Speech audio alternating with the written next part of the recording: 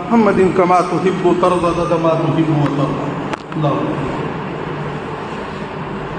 میرے محترم بزرگوں، دوستوں، عزیز ساتھیوں، اللہ کا بڑا احسان ہے، اس کا بڑا کرم ہے. آج اور ایک دو دن پہلے کئی لوگوں سے ملاقات ہوئی اور گفتگو کا موقع ملا، تو اللہ کی نعمتوں پہ جو غور و فکر کیا وہ آپ کے سامنے رکھنا چاہتے ہیں. اللہ پاک نے قرآن میں فرمایا ہے اعوذ باللہ من الشیطان الرجیم بسم اللہ الرحمن الرحیم وَإِن تَعُدُّوا نِعْمَتَ اللَّهِ لَا تُحْصُوهَا، جس کا سادہ سا آسان سا ترجمہ یہ ہے، جس کا مفہوم ہے کہ تم میری نعمتوں کو گن نہیں سکتے، شمار نہیں کر سکتے.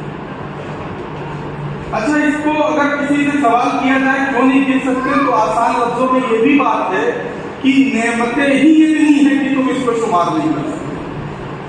اللہ نے نعمتیں ہی اتنی پیدا کی ہیں، تم ان کو گن نہیں سکتے، شمار نہیں کر سکتے. لیکن غور و فکر میں ایک بات اور نکل کر آئی، آپ ذرا تائید کریں گے کہ ذہن میں بیٹھے سوچا اے اللہ، اتنی نعمتیں ہیں ہم شمار نہیں کر سکتے، لیکن بندہ شمار جبھی کرے گا نا جب اس کو پتا ہو کہ یہ بھی نعمت ہے. ہم اور آپ بہت سی چیزوں کو سمجھتے ہی نہیں ہیں کہ یہ بھی نعمت ہے، یہ بھی نعمت ہے، یہ بھی نعمت ہے. اس کو ہم نعمت سمجھے تب شکر ادا کریں نا، تب شمار کریں نا. ہم جانتے ہی نہیں. مثال کے طور پر تھوک جو ہم ادھر ادھر تھوک دیتے ہیں اور ہمارے اندر منہ میں پیدا ہو رہا ہے، کیا بھی کبھی ہم نے اس پہ غور کیا کہ یہ نعمت ہے؟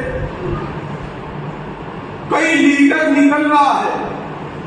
اس میں میں نے ڈھونڈا تو ایک ایسی چیز اس میں پائی جاتی ہے جو کھانے کے ساتھ یہ لعاب مل کر جب اندر جاتا ہے تو کھانا ہضم ہوتا ہے. ایک بندہ ہے اس کے تھوک ہی نہیں بن رہا، تو اپنے دوستوں سے لوگوں سے کہہ رہا ہے میں نے بہت علاج کر ڈالا، لاکھوں کروڑوں روپے خرچ ہو گئے، میرا تھوک نہیں بنتا ہے، لعاب نہیں بنتا ہے. تو سامنے والا دوست کہنے لگا میں کاہے پریشان ہوں بھیا، اتنے ذرے سے تھوک کے لیے پریشان ہوں کہ تھوک نہیں بن رہا ہے. اس نے کہا تمہیں اللہ نے یہ نعمت دے رکھی ہے نا، اس لیے تمہیں قدر نہیں ہے. میرے نہیں بن رہا ہے، مجھ سے پوچھو کہ میرا حال کیا ہے. یہ بار بار آ رہا ہے نا، بار بار کر رہے ہیں، محسوس کر رہے ہیں. یہ تھوک بھی ایک نعمت ہے، لیکن ہم نے اس نعمت کو نعمت ہی نہیں سمجھا. تو اس لیے ہم کیسے شمار کریں، کیسے شکر ادا کریں. دماغ ایک نعمت ہے، آنکھ ایک نعمت ہے، کان ایک نعمت ہے. ایک 12-13 سال کا بچہ ہے، اللہ کرے کسی کا ایسا نہ ہو کہ اس کی ٹانگ نہیں.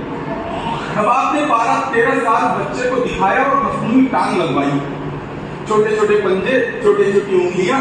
جب وہ 12-15 سال کا ہوا، ٹانگ آپ نے چینج کروائی، اب تھوڑی سی بڑی چاہیے، بڑا تلوا چاہیے، بڑی انگلی چاہیے. جب وہ 22 سال کا ہوا پھر آپ نے وہ ٹانگ بدلوائی. جب 25-30 سال کا ہوا پھر آپ نے ٹانگ بدلوائی. آپ نے 8 سال 5 سال کی عمر سے لے کر 25 سال تک کئی مصنوعی ٹانگیں اس کی چینج کروائی، بدلوائی. اللہ تبارک و تعالیٰ کی اتنی بڑی نعمت. جب 1 سال کے تو اسی کے حساب سے ٹانگ، 5 سال کے ہوئے اسی حساب سے بڑھ گئی، 10 سال کے ہوئے اسی حساب سے بڑھ گئی، جب 20-25 سال کے ہوئے تو اپنی حساب سے بڑھ گئی. اسی مقدار کے حساب سے وہ ابھی ٹانگ ہاتھ سب بڑھتا جا رہا ہے. کبھی ہم نے غور ہی نہیں کیا یہ ٹانگ ہی نعمت ہے. پوری دنیا کی سلطنت کسی کو دے دی جائے، کہو اللہ کا دیا ہوا یہ جو ہاتھ ہے، انگلیاں ہیں، پورے ہیں، ناخن ہیں، ایسا بنا دو تو کسی کی اوقات حیثیت نہیں ہے کیوں بنا نہیں سکتا. تو یہ اللہ کی نعمت ہے، اللہ نے ہمیں نعمت عطا فرمائی ہے. تو ہم شمار کیسے کریں، گنے کیسے جب ہمیں پتا ہی نہیں کہ یہ نعمت ہمیں ملی ہے. صرف آنکھوں سے دیکھ رہے ہیں، کانوں سے سن رہے ہیں. اور حیرت کی بات، قاضی صاحب سے پوچھا، فرمانے لگے حیرت کی بات کہ ان نعمتوں کو دے کر اللہ نے شکر، اللہ نے احسان بھی نہیں جتایا. بندے تمہیں دیا ہے، بندے تمہیں یہ دیا ہے، تمہیں ہاتھ دیا ہے، احسان مانو نہیں. اللہ کرام فرماتے ہیں، اللہ تبارک و تعالیٰ نے قرآن میں فرمایا جس کا مفہوم ہے کہ ہم نے رسول کو بھیج کر، رسول کو تمہیں دے کر ہم نے تم پر احسان کیا، کیونکہ محبوب چیز ہے۔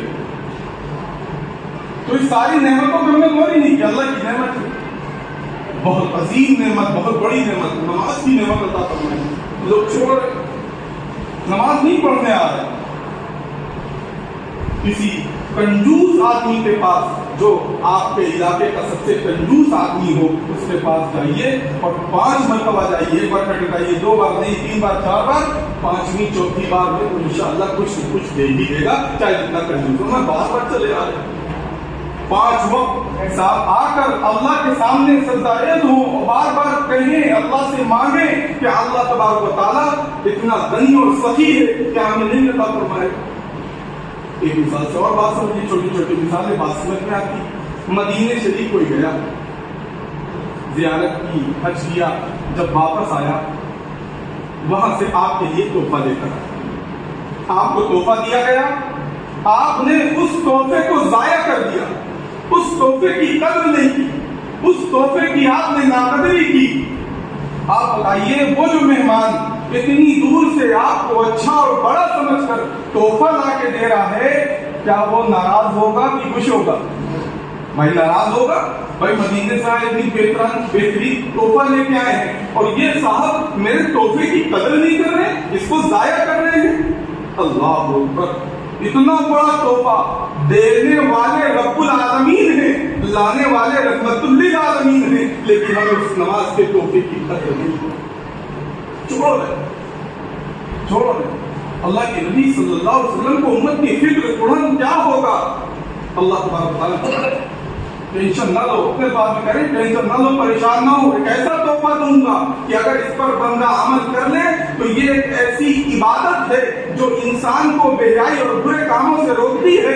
جب وہ دھل اور پاک صاف ہو جائے گا، ہم اس کو جنت عطا فرما دیں گے۔ یہ تحفہ لے جاؤ اور اپنی امت کو دے دینا۔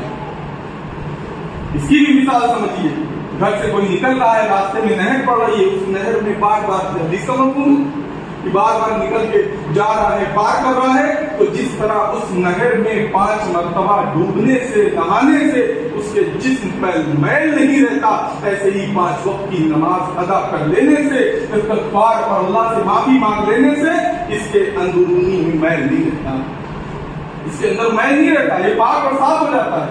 ایک چیز آپ نے اور غور کی ہوگی، گھر میں جب آپ صاف کپڑے رکھتے ہوں گے تو الماری میں، صندوق میں اٹیچی ہے، ٹھیک ہے، اور بہت حضرات ایسے ہوں گے جو گندے کپڑے ہیں وہ باسکٹ میں رکھتے ہیں، جی، کیونکہ باسکٹ اچھے کپڑے کی جگہ نہیں ہے۔ باسکٹ تو باتھ روم میں یا باتھ روم کے باہر یا علیحدہ کہیں پہ رکھی جاتی ہے، اس میں گندے کپڑے رکھے جاتے ہیں، اور جو صاف اچھے بہترین شاندار کپڑے ہوں وہ تو پھر ٹانگے جاتے ہیں ہینگر میں، الماری میں، صندوق میں، اٹیچی میں رکھے جاتے ہیں۔ اللہ تبارک و تعالیٰ نے یہ جو جنت بنائی ہے یہ پاک اور صاف لوگوں کے لیے بنائی ہے، اور جہنم یہ گندے ناپاک لوگوں کے لیے ہے۔ اللہ تبارک و تعالیٰ چاہتے ہیں کہ ہم اور آپ جنت میں جائیں، جنت میں داخل ہوں، تو ہم نمازوں کی پابندی کریں۔ ایک صاحب کہنے لگے، ایک بزرگوار کہنے لگے، میں نکلا صبح فجر کی نماز کے بعد تو ایک بندہ الٹا کر کے یوں کچھ کر رہا، الٹا ہو کے ایسے، تو انہوں نے کہا کہ یہ کیا کر رہے ہو؟ ان کو ابھی ٹھیک ٹھاک تھے، کہنے لگے وہ ڈاکٹر نے بتایا ہے ایسے کر کے یوں کر کے الٹا ہونا ہے اور یہ کرنا ہے، یہ کرنا ہے۔ اچھا، میں نے ملوائی ڈاکٹر صاحب کے پاس گیا، وہ بزرگ بات نے کہا کہ بھائی آپ نے اس کو بتایا الٹا ہونے کی کیا وجہ ہو گئی؟ کہنے لگے آج تمہیں یہ ٹینشن میں بہت رہتے ہیں، ڈپریشن میں بہت رہتے ہیں، میں نے ان کو اس لیے یہ عمل بتایا ہے، جب جائیں گے۔ کہنے لگے ڈاکٹر صاحب کی آپ یہ بتائیے کہ جب گھر بنواتے ہیں تو ٹنکی نیچے کی طرف رکھتے ہیں اوپر کی طرف؟ تو کہنے لگے اوپر رکھتے ہیں ٹنکی، ظاہر سی بات ہے۔ کہنے لگے پانی بھر جاتا ہے پھر نیچے آرام سے آتا ہوگا؟ کہنے لگے جی۔ کہنے لگے کوئی ایسا ہے جو ٹنکی نیچے رکھوائے پانی اوپر پہنچائے؟ کہنے لگے ایسا تو نہیں ہے، ٹنکی اوپر ہی رکھی جاتی ہے۔ تو کہنے لگے اللہ تبارک و تعالیٰ نے ہماری ٹنکی رکھی، جو ہمارے ٹنکی ہے وہ دل ہے، دل سارا خون سپلائی کرتا ہے، تو جو بندہ جھکے گا، جو بندہ الٹا ہوگا تو بلڈ سرکولیشن یہ اس کے دماغ میں پہنچے گا اور دماغ اس کا فریش ہو جائے گا، تازہ ہو جائے گا۔ ان بزرگوں نے ان سے کہا یہ تو ہمارے نبی کب کے بتا کر چلے گئے کہ دنیا میں اس سے پرفیکٹ طریقہ کوئی نہیں ہے کہ بندہ سجدے میں ہو، اپنی پیشانی کو سامنے رکھ دے تو اس کا دماغ تازہ ہو جائے گا، کیونکہ یہ پرفیکٹ طریقہ ہے بلڈ سرکولیشن کا جو دماغ میں پہنچتا ہے اور دماغ تازہ ہو جاتا ہے۔ اور آخری بات ایک آپ کو اور بتاتا ہوں، آپ کو برسوں تک ہو سکتا ہے یاد رہ جائے علماء کرام کی برکت سے۔ آپ نے مہر دیکھی ہے، مہر پہ کبھی غور کریے گا، مہر پہ ایک بندہ بزرگ آپ کو ملا، کہنے لگا سر میری تو قسمتی الٹی ہو گئی، کاروبار کرتا ہوں ناکام ہو جاتا ہوں، کوئی بھی تجارت کرتا ہوں ناکام ہو جاتا ہوں، کوئی اچھے ہاتھ کو بھی کام لگاتا ہوں بیکار ہو جاتا ہے، میری تو قسمت ہی الٹ گئی ہے، قسمت ہی عجیب و غریب ہو گئی ہے۔ بزرگ نے کہا اچھا تم نے مہر دیکھی ہے؟ مہر دیکھیے؟ کہا جی دیکھیے۔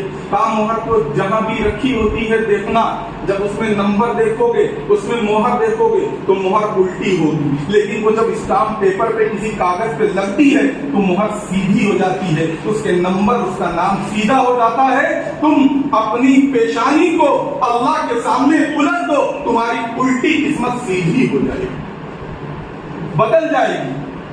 اللہ تبارک تعالیٰ اس کی برکت سے تمہیں کامیاب فرما دیں گے، کامیاب فرما دیں گے۔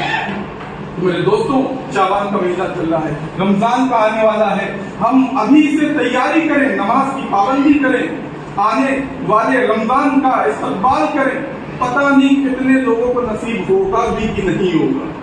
ابھی سے نیت، ابھی سے عزائم، انشاءاللہ پورے روزے رکھیں گے، انشاءاللہ ابھی سے پابندی سے 5 وقت کی نمازیں پڑھیں گے، اللہ سے مانگیں گے اللہ عطا فرمائے۔ یہ بہت بڑا اللہ تبارک و تعالیٰ نے ہمیں نماز کا تحفہ عطا فرمایا ہے۔ اگر اس میں غفلت کریں گے، اس میں لاپرواہی کریں گے تو پھر ہم ہر طرح سے پریشان اور ہمارا برا حال ہوگا، طرح طرح کی بیماریوں میں پھنسیں گے۔ اس وقت یہ بات بتانے کی نہیں ہے کہ 2 رکعت میں 132 یوگا ہے، پھر میرا ذہن میں وہ فٹ ہو جائے گا، اچھا یہ یوگ اس سے یہ ہوتا ہے، پھر ہماری نماز کی نیت بھی خراب ہو جائے گی۔ ہم دوسری طرح سے یوگا سمجھ کے نماز پڑھیں گے۔ اللہ نے اس میں بڑی سہولت رکھی ہے، بڑی بیماریوں سے شفا رکھا ہے، تو پابندی کے ساتھ یہ نیت کریں انشاءاللہ 5 وقت کی نماز پڑھیں گے، علماء کرام کی قدر کریں گے، امام کی قدر کریں گے، مساجد کی قدر کریں گے، اور جتنا ہو سکے موبائل سے اپنے آپ کو دور رکھیں، ریڈیشن سے اپنے آپ کو دور۔ بہت لوگوں کو دقتیں پریشانی ہو رہی ہیں، پچھلے جمعے میں ہم نے کہا تھا کہ احتیاط کریں ہر چیز، کینسر سے بیماری تو پیپر میں بھی آ گیا، کھڑے ہو کے کھانے اور پینے سے کینسر ہو رہا تو پیپر میں بھی آ گیا، تو پھر بہت احتیاط کریں، کوشش کریں، شادی بیاہ کریں اور سنت طریقے سے، انشاءاللہ بہت نفع ہوگا۔ اللہ تبارک تعالیٰ ہم سب کو صحیح سمجھ کے عمل کرنے